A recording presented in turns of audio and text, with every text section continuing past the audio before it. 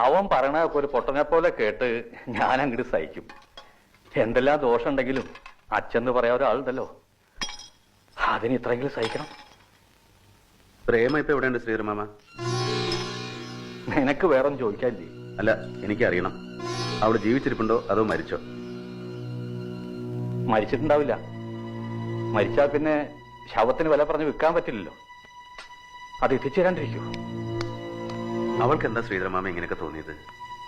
എന്നോടാ ചോദിക്കണേ.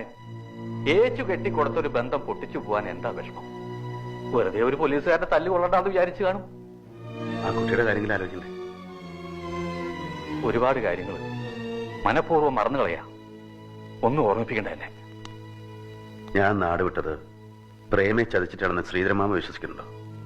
വേണ്ട, പോട്ടെ. അതൊന്നും സംസാരിക്കണ്ട നമുക്ക്. എനിക്ക് സംസാരിക്കണം. രണ്ട് പേരോട്. ഒന്ന് ശ്രീധരമാമയോട്, പിന്നെ എന്റെ അമ്മയോട്. മനസ്സുകൊണ്ട് പോലും ഞാൻ അവളെ വേറൊരു രീതി കണ്ടിട്ടില്ല. സുനന്ദയും ഗീതയും പ്രേമൊക്കെ എനിക്കൊരുപോലെയായിരുന്നു. സത്യം, നാട് വിടുമ്പോ ഞാൻ അറിഞ്ഞിരുന്നില്ല അവള് ഗർഭിണിയായിരുന്നു. നീ പറഞ്ഞാൽ ആരും വിശ്വസിക്കില്ല. ഇന്നും നുണയനല്ലേ. അവളോട് ആരും ചോദിച്ചുമില്ല. കണ്ണുകൊണ്ട് കണ്ടത് പിന്നെ എന്തിനാ ചോദിക്കണേ? പക്ഷെ സത്യം ഞാൻ അറിഞ്ഞു. ഞാൻ മാത്രമല്ല, നിന്റെ അച്ഛനും അമ്മയും അറിഞ്ഞു. ഇന്നും ഞങ്ങൾ 3 പേര് മാത്രമേ അറിഞ്ഞിട്ടുള്ളൂ. അച്ഛൻ അറിഞ്ഞിരുന്നു അല്ലേ?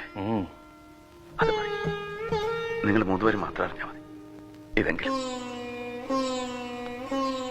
എന്നെ മനസ്സിലാക്കിയിട്ടാണല്ലോ എന്റെ അച്ഛൻ പോയത്.